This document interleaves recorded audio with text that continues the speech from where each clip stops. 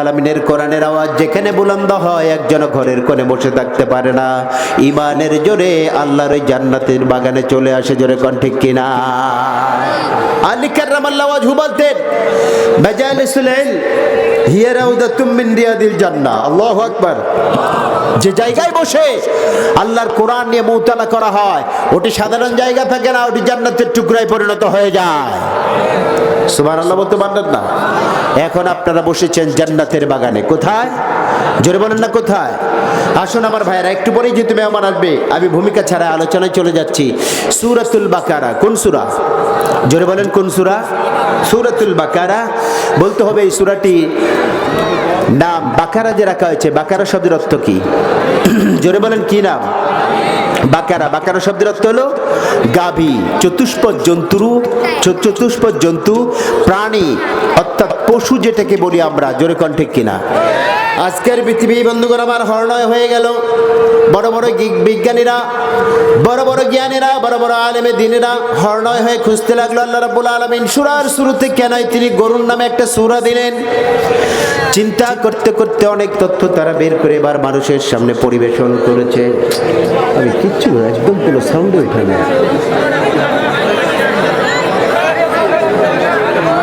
আরে কর্তৃপক্ষ কি বলবো আপনাদেরকে, বিশাল মাহফিল, মাইকটা শুধু একটু ঠিক করতে পারতেছে না, কথায় উঠতেছে না। চিৎকার মেরে ফেলেন আলহামদুলিল্লাহ, আর জোরে বলেন আলহামদুলিল্লাহ। প্রিয় বন্ধুগণ আমার, দুটি কারণ ব্যক্ত করেছেন সমস্ত আলেমে মুহাক্কিকিনগণ। এক নাম্বার হলো বাকারাতুল মানে হলো গাভী, যে গাভী দুধ দেয় আমরা সেই গাভীর দুধ থেকে দুধ দহন করে করে খাই। রাসূলুল্লাহ সাল্লাল্লাহু আলাইহি ওয়াসাল্লাম বললেন শরীরকে সুস্থ এবং হৃষ্টপুষ্ট রাখার জন্য তোমরা দুধ দহন করো, দুধ খাও। গরুর গোশত খাবে কিন্তু কম। রাসূলুল্লাহ এটা নির্দেশ দিয়েছেন আমাদেরকে, গোশত খেতে হবে কম, দুধটা খেতে হবে। এই দুধ যেই গরু দেয় তার নাম হলো বাকারা। তার নাম কি? বাকারা। বন্ধুগণ আমার, এই নামটা রাখবার পেছনে কি কারণ? আপনি গরুর দিকে তাকাবেন, গরুর দুইটি সাদৃশ্য আপনার চোখে পড়ে যাবে ভাইরা। গরু এমন একটা প্রাণী, যেই গরু আপনি আপনার ঘরের ভিতরে লালন পালন করেন, পোষ্য হিসাবে গরুটাকে পালন করেন। এই গরু যখন আপনি আপনার কাছে থাকে বন্ধুগণ আমার, গরুকে যদি আপনার বারবার কানে কানে আপনি বলেন গরু রে তুমি আমার গরু, তুমি আমার গরু, তোমাকে আমি লালন পালন করি, তোমাকে খাওয়াই, তোমাকে পান করাই, তোমার জন্য আমি সেবা শুশ্রূষা করি, আমি তোর মালিক, আমার বাড়ির পাশে ধানের ক্ষেত, তোর কানে কানে 2 দিন ধরে বলতেছি খবরদার আমি যেহেতু তোর প্রভু, আমি যেহেতু তোর মালিক, খবরদার আমার ক্ষেতের ভিতরে যাবা না। গরু যখনই ছাড়া পেয়ে যায় নিজের মালিকের ক্ষেত খেতে কোনো দ্বিধা করে নাকি? জোরে করে নাকি? আওয়াজ দিয়ে বলতে হবে, করে নাকি? মাইকো যেরকম আপনারা হয়ে গেছেন ওইরকম কোনো দ্বিধা করবে? গরু হাজারো দ্বিধাকে অমান্য করে আবার সে তার ক্ষেত খেতে যাবে, ছেড়ে দিলে ক্ষেত খেতে যায়, জোরে কোন ঠিক কিনা? এই আচরণ কার? মানুষের না গরুর? জোরে বলতে হবে মানুষের না গরুর? আওয়াজ দিয়ে কোন মানুষের না গরুর? প্রিয় বন্ধুগণ আমার, ঠিক তেমনি করে আমার বন্ধুগণ আবার আরেক দিক থেকে যদি আপনি তাকান, আল্লাহ রাব্বুল আলামিন বললেন গোলামেরা রে, এই দুনিয়ায় চলতে গিয়ে গুনাহ করে ফেলেছো, পাপ করে ফেলেছো, অন্যায় করে ফেলেছো, গুনার সাগরে হাবুডুবু খাচ্ছ, তোমার আমলগুলি মানুষের ভিতরে আর পড়ে না, পশুর মতো তোমার আমল হয়ে গিয়েছে। আর তোমাকে দুনিয়ার মানুষগুলি শাস্তি দেওয়ার জন্য খুঁজে খুঁজে বেড়াচ্ছে তোমার অন্যায়ের জন্য। আবার বন্ধুগণ পৃথিবীর মানুষেরা ভুলভাল করলে দুনিয়ার মানুষেরা ওই ভুলে ধরা মানুষদেরকে খুঁজে তাদের ভুলের কারণে শাস্তি দেওয়ার জন্য, যেরকম ঠিক না? আর আমার আল্লাহ রাব্বুল আলামিন বলে গোলাম রে হাজারো ভুল করো, আমার কাছে আসো, আমি তোমাকে খুঁজি মাফ করে দেওয়ার জন্য। চিৎকার মেরে কোন সুবহানাল্লাহ।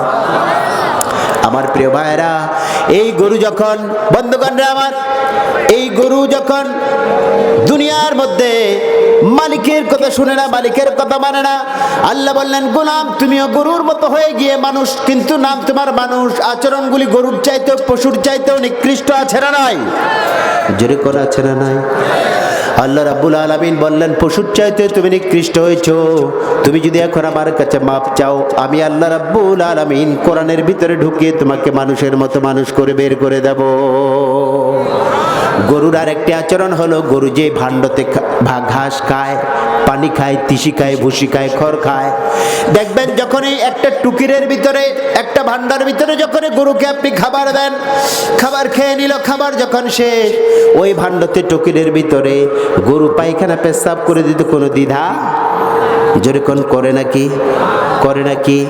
এই হলো গরুর আচরণ। আমার ভাইরা, মনিব এত সুন্দর করে লালন পালন করে মনিবকে চিনে না, আবার যেই ভাণ্ডতে খাবার দেয়, ভাণ্ডতে পেশাব পায়খানা করতে কোনো দ্বিধা করে না, জোরে কোন ঠিক কিনা? ঠিক তেমনি করে আমার আল্লাহ রাব্বুল আলামিন বলছেন, আলাম নাজআল লাহু আইনাইন লিসানান ওয়া সাফাতাইন ওয়া হাদাইনাহুন নাজদাইন। আলাম নাজআল লাহু আইনাইন, ও বিশ্ব মানবতা, আমি কি তোমাকে দেখার জন্য দুটি চক্ষু দেই নাই? লিসান ওয়া সাফাতাইন, কথা বলার জন্য দুটি ঠোঁট, একটি জিহ্বা দেই নাই। ওয়া হাদাইনাহুন নাজদাইন, আর তোমার কাছে সত্য এবং মিথ্যা পথ হেদায়েতের জন্য কি স্পষ্ট করে দেয় নাই? চিৎকার বের করে আল্লাহু আকবার, আর জোরে করে আল্লাহু আকবার। আল্লাহ বললেন, সবকিছু স্পষ্ট করে দেওয়ার পর যেই চোখ দিলাম দেখবার জন্য, যেই কান দিলাম শুনবার জন্য, যেই হৃদয় দিলাম তোমাকে হৃদয়ঙ্গম করবার জন্য, এই চক্ষু, কান আর হৃদয় দিয়ে তোমরা আমাকে অমান্য করে দুনিয়ার মানুষের বানানো মতবাদ দিয়ে পশুর মতো দুনিয়ায় চলতে চাও, জোরে কোন ঠিক কিনা? আল্লাহ রাব্বুল আলামিন বলেন, জন্য আমি তোমাদেরকে সাবধান করার জন্য শুরুতে একটা পশুর নামে সূরা দিয়ে দিলাম। পৃথিবীতে মানুষ থাকবে অসংখ্য, কিন্তু প্রকৃত মানুষ পাওয়া যাবে না। অধিকাংশ মানুষের আচরণ আর চরিত্রগুলি হবে পশুর মতো, ঠিক না? আওয়াজ দিয়ে কোন ঠিক কিনা? পৃথিবীতে এখন মানুষ কত বলেন তো? 800 কোটি মানুষ এখন পৃথিবীতে বাস করে। 800 কোটি, আসলে বেশি, হিসাবের চাইতে বেশি হয়, আমরা সেটাই ধরে নিলাম, পরিসংখ্যান যেহেতু বলতেছে। এর ভিতরে মুসলমানের সংখ্যা কত? 200 কোটি, ঠিক কিনা? তাহলে 800 কোটির ভিতরে 200 কোটি যারা নামে মুসলমান আর মুসলমানই বলেন, আমরা তাদেরকে মানুষ হিসেবে ধরে নিলাম। তাহলে বাকিগুলো কি? এরা কি? এদেরকে কি বলবেন আপনি? আল্লাহ এমনি গরুর নামে সূরাটা কোরআনের প্রথমে দেয় না। মানুষ নামের মানুষ পৃথিবীতে গিজ গিজ করবে, কিন্তু প্রকৃত মানুষ থাকবে না। মানুষের নাম ধারণ করে, মানুষের নাম ধারণ করে জানোয়ার চতুষ্পদ তার চাইতে নিকৃষ্ট কাজ করে পৃথিবীর জমিনে জোরে ঘন্টে কিনা? এরা মানুষ নামের পরিচয় দেয়, কোরআনের আওয়াজ শুনলে ওদের গা চুলকানি শুরু হয়। আল্লাহর কোরআনকে সহ্য করতে পারে না, বিশ্বনবীর সুন্নাহকে সহ্য করতে পারে না, জোরে কোন ঠিক কিনা? আল্লাহ রাব্বুল আলামিন বলছে, তাহলে তোমরা যদি এগুলো সহ্য করতে না পারো, তোমরা তো মানুষ হলো না, বালহুম আদাল, পশুর চাইতেও তোমরা নিকৃষ্ট হয়ে গেলা। আল্লাহ আমাদেরকে হেদায়েত দান করেন। প্রকৃত মানুষ করবার জন্য আমাদের কাছে কোরআন এসেছে। সুবহানাল্লাহ কোন, যেরকম সুবহানাল্লাহ। আমার প্রিয় ভাইয়ের জন্য আসুন, সমস্ত অমানবিকতাকে পিছনে ফেলে, সমস্ত দুর্বলতাকে ঠেলে দিয়ে, সমস্ত শয়তানি ওয়াসওয়াসাকে পিছনে ফেলে, সময় অনেক অতিক্রান্ত হয়ে গিয়েছে আমাদের বন্ধুগণ। এখন আমাদেরকে একটি প্ল্যাটফর্মে আসতে হবে। সেই প্ল্যাটফর্মের নাম কোরআনের প্ল্যাটফর্ম। চিৎকার মেরে কোন, কিসের প্ল্যাটফর্ম? কোরআনের প্ল্যাটফর্ম। যারা দুনিয়ায় শান্তি চাও, আখিরাতে মুক্তি চাও, এই প্ল্যাটফর্মে আসতে যতই দেরি হয়ে যাবে, ততই মুক্তি এবং শান্তির ট্রেন ধরতে আমাদের দেরি হয়ে যাবে। আওয়াজ দিয়ে কোন ঠিক কিনা? আমাদেরকে আসতে হবে কোরআনের প্ল্যাটফর্মে। পারবেন তো আসতে? যেরকম পারবেন তো? আল্লাহ রাব্বুল আলামিন দাত্তাইন কণ্ঠে বললেন, যালিকাল কিতাবু লা রাইবা ফীহি হুদাল লিল মুত্তাকিন। জালিকা একটা শব্দ, তামাম পৃথিবীর মুফাসসিরিনে কেরাম আজকে এক জায়গায় একত্রিত হয়েছে। কোরআনুল কারীমের একটি শব্দ, বিশ্ব মানবতা, বেশি দরকার নাই। তোমরা আয়াত না মানতে পার, তোমরা আয়াতের প্রতি তোমাদের একটা বড়, অনেক বড় আয়াত, সেটারও কথা আমরা বলছি না। গোটা একটি সূরা, সেটারও কথা বলছি না।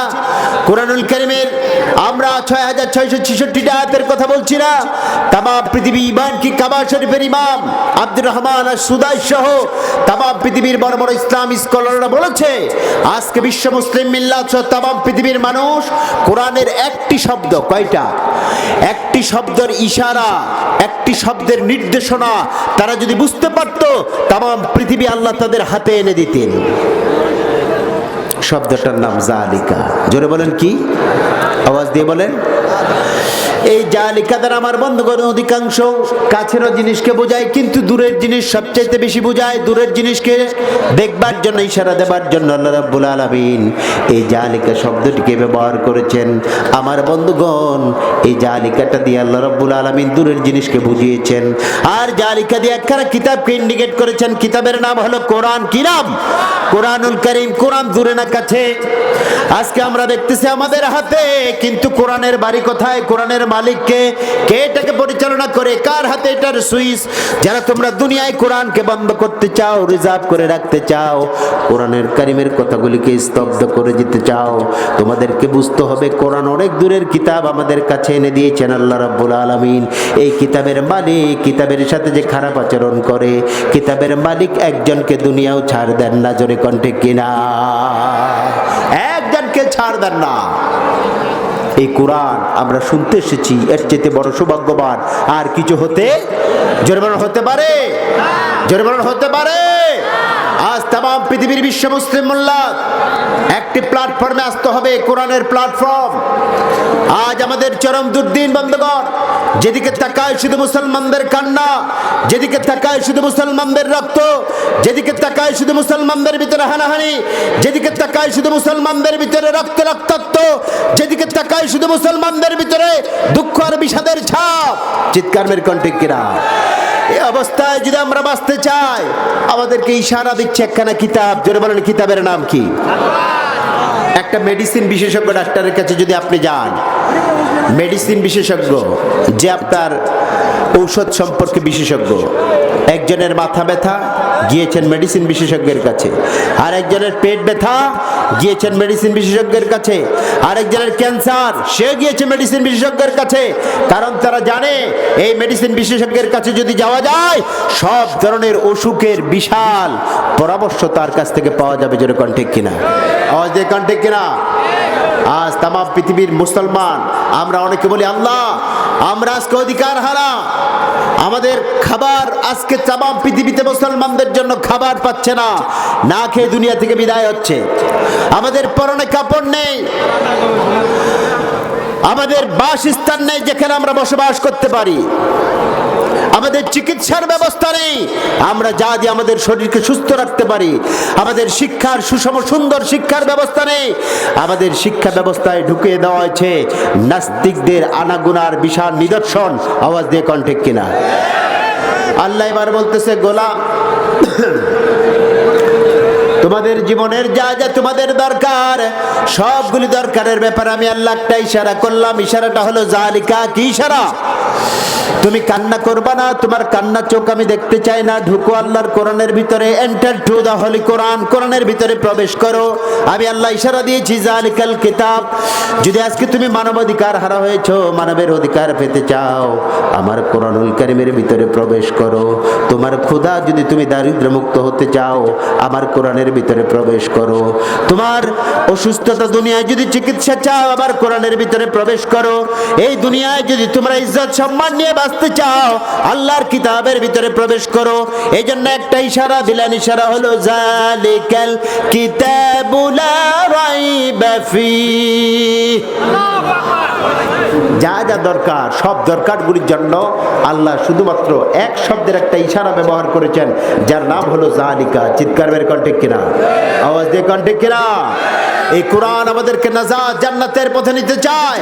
আমরা আস্তে আস্তে কোরআন থেকে ডিটাচ হওয়া শুরু করেছি। যে কণ্ঠে কিনা? আজ বিশাল তাফসীরুল কোরআন মাহফিলে হাজার হাজার জনতার ঢল। আমাদেরকে এখন শপথ গ্রহণ করতে হবে, ওত নিতে হবে। আর বসে থাকার সময় নেই। বসে থাকলেও আল্লাহর কাছে যেতে হবে, মরতে হবে। আবার ব্যস্ততার ভিতরে সময় কাটালেও আমার আল্লাহর কাছে আমাকে যেতে হবে। যে কণ্ঠে কিনা? এই জন্য আমরা যেতে চাই ঈমান নিয়ে, শাহাদাতের নজরানা পেশ করে, আল্লাহর কোরআনকে বাংলার জমিনে বিল্ড আপ করে, প্রতিষ্ঠিত করে আল্লাহর কাছে একজন শহীদ হিসেবে আমরা হাজিরা দিতে চাই। কারা কারা কোরআনের জন্য শহীদ হতে রাজি আছো? বিশ্ব মুসলিম মিল্লাত হাত তুলে আল্লাহকে দেখাও।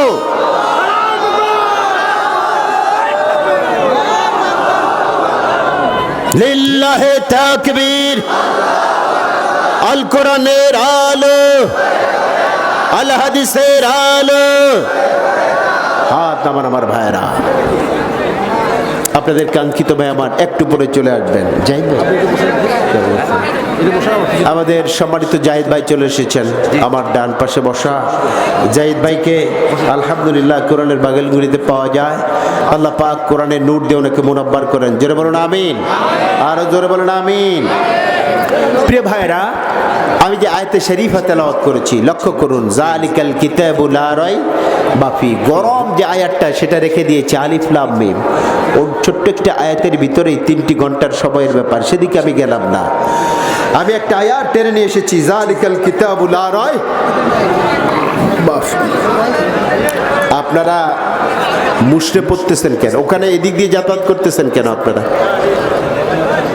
ভাইদের কষ্ট দিবেন না, পিছন দিক থেকে ভাইরা দেখতে পারেন। আপনারা বসে যান, বসে যান আপনারা। প্রিয় বন্ধুগণ, সরওয়ারুল কায়নাত রাহমাতুল লিল আলামিন মুহাম্মদুর রাসূলুল্লাহ সাল্লাল্লাহু আলাইহি ওয়াসাল্লাম বাড়ি ছেড়েছিলেন একখানা কিতাবের জন্য। বলেন তো কিতাবের নাম কি? আওয়াজ দিয়ে বলেন, কিতাবের নাম কি? ঘর ছেড়েছিলেন একখানা কিতাবের জন্য, কি নাম?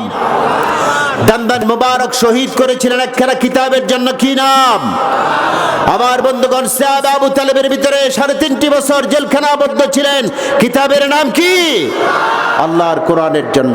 এই কোরআনের জন্য যদি আমাদেরকে মাঠে ময়দানে আসা লাগে, আপনারা কি রাজি?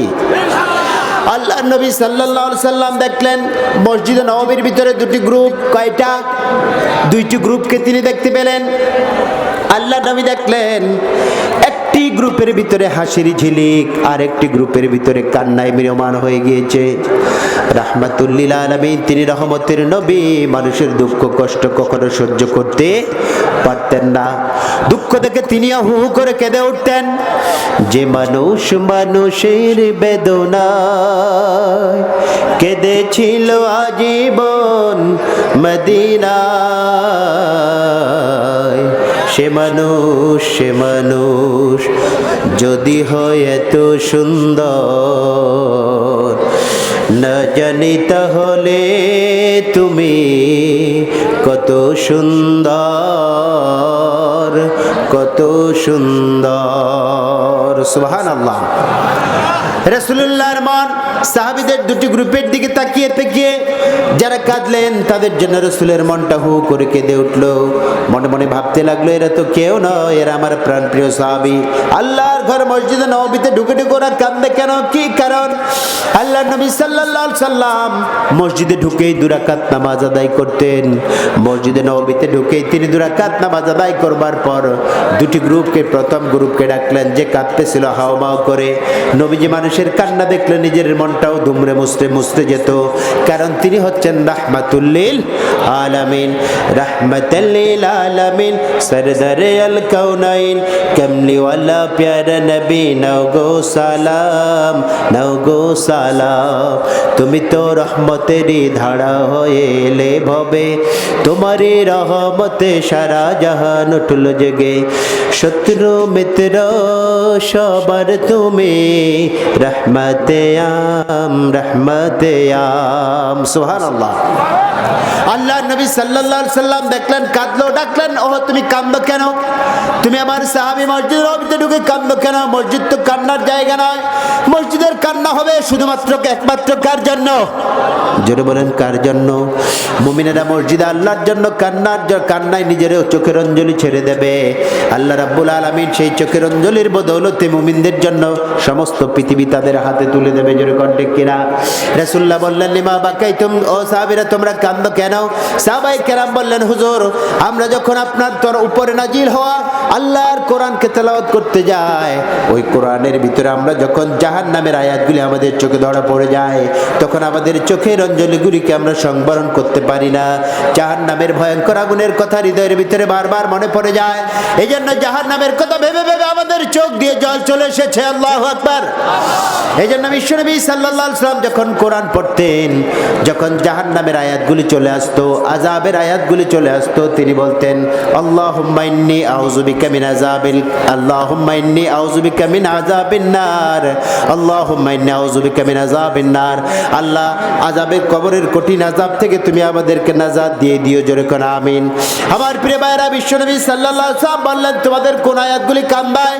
এবারে সাহাবায়ে কেরাম বললেন খাতামাল্লাহু আলা কুলুবিহিম ওয়া আলা সামঈহিম ওয়া আলা আবসারিহিম গিশাওয়াতু ওয়া লাহুম আযাবুন আযীম। জাহান্নামের কথা, আযাবুন আযীম। রাসূলকে বললেন হুজুর, এই চিন্তা যখন জাহান্নামের আয়াতগুলি পড়ি আমরা নিজের চোখের অঞ্জলিকে ধরে রাখতে পারি না। আল্লাহ নবী নিজেও তিনি চোখের অঞ্জলি ছেড়ে দিলেন।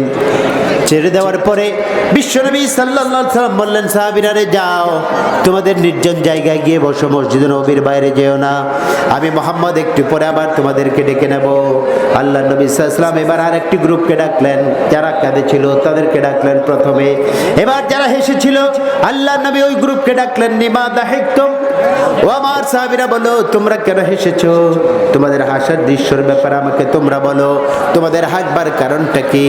সাহাবায়ে কেরাম এবার বিশ্বনবীকে বলছেন, ইয়া রাসূলুল্লাহ, ইয়া হাবিবাল্লাহ, আমরা যখন আপনার উপরে নাজিল হওয়া আল্লাহর কোরআন, আমরা যখন এই কোরআনুল কারীম তেলাওয়াত করতে যাই, তেলাওয়াত করতে করতে আমরা যখন জান্নাতের নয়নাভিরাম দৃশ্যগুলি কোরআনের ভিতরে আমাদের চোখের মধ্যে ধরা পড়ে যায়, আমরা কেউ স্থির থাকতে পারি নাই।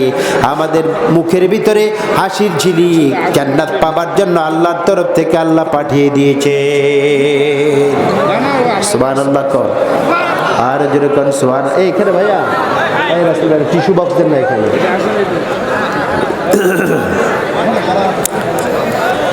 হাসতেন, তারা হাসলেন কেন? জান্নাতের আশায়, ঠিক কিনা? কথা বলেন ঠিক কিনা? কাঁদলেন কেন? জাহান্নামের ভয়ে, জাহান্নামের ভয়ে। এই জান্নাত পাবার আশা আমাদের হৃদয় থেকে উঠে গিয়েছে, জাহান্নামের ভয় আমাদের হৃদয় থেকে আস্তে আস্তে মুছে যাচ্ছে, জোরে কোন ঠিক কিনা? আওয়াজ দিয়ে কোন ঠিক কিনা? আজ সমস্ত কিছু থেকে বাঁচার জন্য একখানা কিতাবের কাছে আসতে হবে। বলেন কিতাবের নাম কি? আল কোরআন। দুটি গ্রুপ, একটি হাসে আর একটি কান্দে। আল্লাহ নবী সাল্লাল্লাহু আলাইহি ওয়াসাল্লাম দুজনকে কাছে নিয়ে এলেন, দুটি গ্রুপকে কাছে নিয়ে এলেন। নিয়ে আসবার পর বললেন, দেখো তোমরা জান্নাত জাহান্নামের কথা চিন্তা করে এসেছো, জান্নাতীরা এসেছে তাদের জান্নাত পাওয়ার জন্য। ওই আয়াতটি দেখে, ইন্নাল্লাযীনা আমানু ওয়া আমিলুস সালিহাত কানাত লাহুম জান্নাতুল ফিরদাউসি নুজুলা।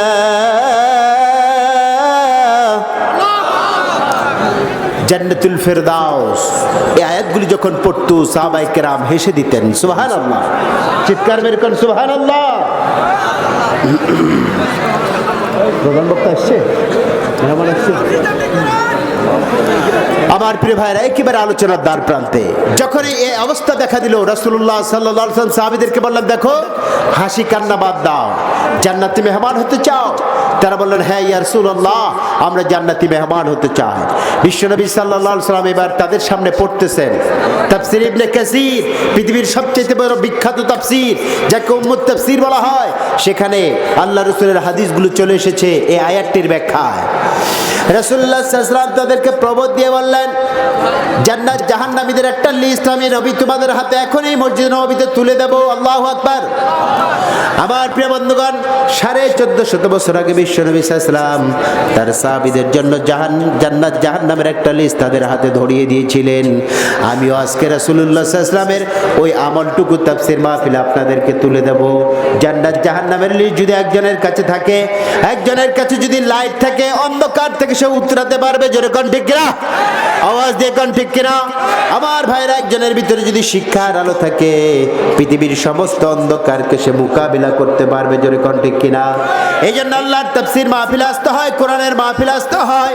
বিশ্বনবী সাল্লাল্লাহু আলাইহি ওয়াসাল্লাম তাদের হাতে এবার তুলে দিলেন। তিনি বললেন, কারা কারা জান্নাতি হবে এবার তোমরা জেনে নাও। আল্লাযীনা ইউমিনুনা বিল গায়বি ওয়া ইউকিমুনাস সালাতা ওয়া মিম্মা রাযাকনাহুম ইউনফিকুন। আল্লাহু আকবার।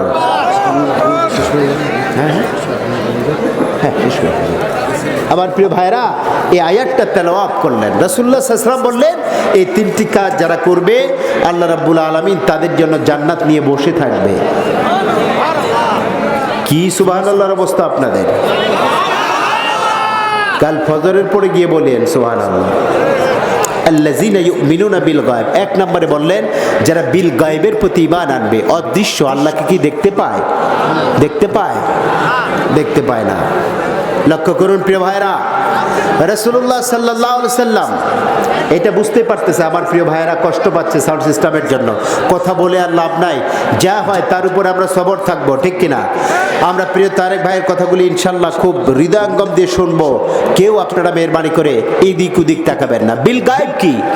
রাসূলুল্লাহ সাল্লাল্লাহু আলাইহি সাল্লাম ওই সাহাবীদেরকে নিয়ে, দুটি গ্রুপকে নিয়ে মসজিদের নববীতে এবার বলছেন, কি বলছেন? এবার বলো তো তোমরা, রাসূল পাল্টা প্রশ্ন করলেন তাদেরকে, আমি তো তোমাদেরকে জান্নাত আর জাহান্নামের একটা জাহান্নামীদের লিস্ট তিনি বললেন, ইন্নাল্লাযীনা কাফারু সাওয়াউন আলাইহিম আ আনজারতাহুম আম লাম তুনজিরহুম লা ইউমিনুন। জাহান্নামে হবে তারা যাদেরকে যুগ যুগ ধরে কোরআনের কথা শোনানো হবে, তাদেরকে শোনা না শোনা সমান কথা। লা ইউমিনুন, তারা কখনো ঈমান আনবে না। যারা কোরআনের কথা শোনার পরও অলসেমি করে ঘরের ভিতরে বসে থাকবে, কোরআনের ময়দানে আসবে না, তাদের জন্য জাহান্নামের খবরই দিয়েছেন মুহাম্মদুর রাসূলুল্লাহ এবং আল্লাহ রাব্বুল আলামিন নিজে খবর দিয়েছেন। কথা বলেন ঠিক কিনা? এই জন্য এটার থেকে আল্লাহ আমাদেরকে নাজাত দেন। সবাই একটু মহব্বতের সাথে জিকির করি, লা ইলাহা।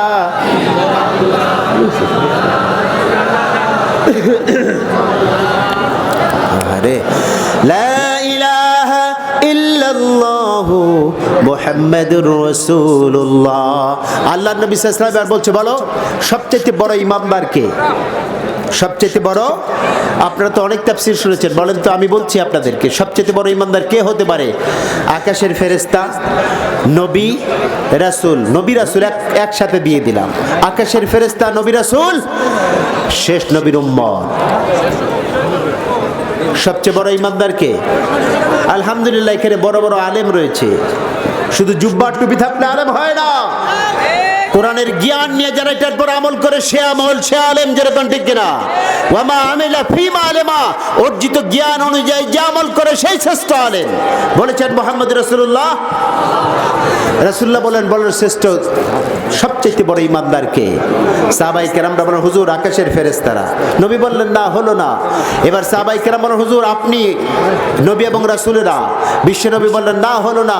আল্লাহ নবী বললেন শুনো, শ্রেষ্ঠ হচ্ছেন ইমানদার তারা যারা আমার অনুপস্থিতিতে সাহাবাদের পরে, সাহাবাদেরকে চ্যাপ্টারে ঢোকানো হলো না, আমার অনুপস্থিতিতে সাহাবাদের পরে না দেখে, আল্লাহকে না দেখে কোরআন পড়ে পড়ে কোরআনের আন্দোলনে শরীক হয়ে যারা ইসলাম মেনে চলবে, তারা হচ্ছে পৃথিবীর সবচেয়ে বড় ইমানদার। আন্দাজি কথা বলি না, তাফসীর ইবনে কাসীর। ভাইয়া কোন সমস্যা? শেষ করো।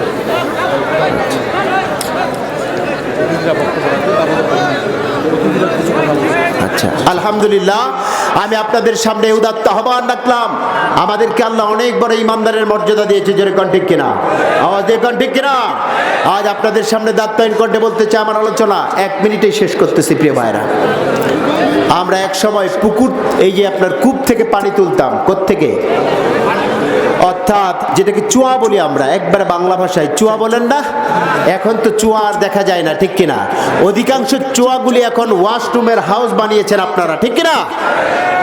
আমার ভাইরা এই চুয়াতে পড়েছে, সে সময় পড়েছিল একটা মরা বেড়াল। কি পড়েছে?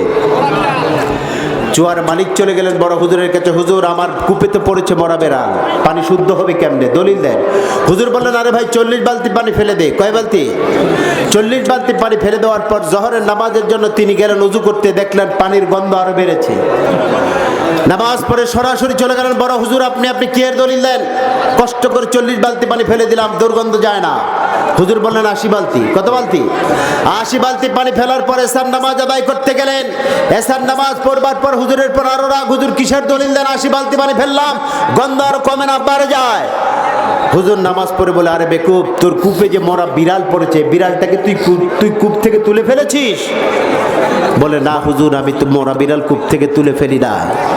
হুজুর বলতেছে, মরা বিড়াল কূপের ভিতরে রেখে হাজারো বালতি ফেলে দিয়ে এই পানির থেকে দুর্গন্ধ যেমন দূর করা যাবে না, ঠিক তেমনি করে আমার ভাইয়েরা বিবেক দিয়ে চিন্তা করুন, বাংলার জমিন সহ তাম পৃথিবীতে শান্তি শান্তি করে যদি মুখ দিয়ে ফানা তুলি, হাজারো আইন কানুন দিয়ে যদি পৃথিবীতে শান্তি আনার চেষ্টা করি, যতক্ষণ পর্যন্ত আল্লাহর কোরআনকে জায়গা মতো ডমিনেট করতে না পারবো, ততক্ষণ পর্যন্ত পৃথিবীর 1 ইঞ্চি জমিনেও প্রকৃত কল্যাণ এবং শান্তি আসতে পারে না। চিৎকার মেরে কোন ঠিক কিনা? আওয়াজ দিয়ে কোন ঠিক কিনা? সেই কোরআনের সৈনিক হয়ে বাঁচতে চাই, রাজি আছেন? আমরা বিল গায়েব আল্লাহর প্রতি ঈমান আনবো।